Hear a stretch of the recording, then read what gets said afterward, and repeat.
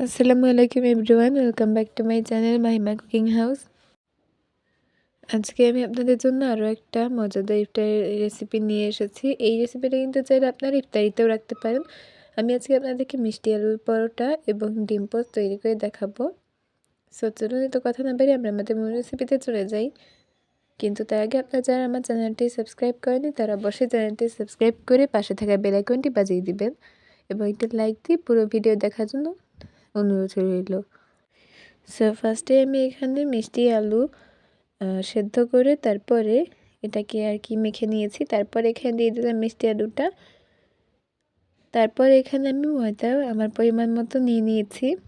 আপনাদের যতটুকু পরিমাণ মিষ্টি আলু হবে অতটুকু পরিমাণ ময়দার পরিমাণটা কিন্তু দিয়ে নেবেন যতটুকু আপনারা তৈরি করবেন। এখন এখানে একটু পানি দিয়ে দিলাম। এখন অল্প অল্প পানির সাহায্যে আমি এই ডোটা তৈরি করে নিব। আর ডোটা কিন্তু একদমই সফটভাবে তৈরি করতে হবে, একদম যে নরম সেভাবেও না, আবার একদম শক্ত ওইভাবেও না, একদম সফটভাবে তৈরি করে নিয়েছি।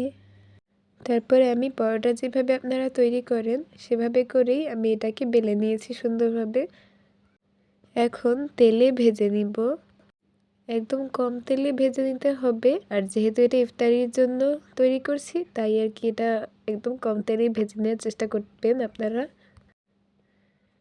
আর আমি এখন পিঠে উল্টে পাল্টে ভেজে নিব। তারপর তেল ঝরিয়ে উঠিয়ে নেব পরোটাটা। একটা পরোটা আমার ভেজে নেওয়া হয়ে গিয়েছে। একে একে আমি সবগুলো পরোটা ভেজে নিয়েছি একইভাবে এবং এখানে ডিম পোস্ট করে নিয়েছি।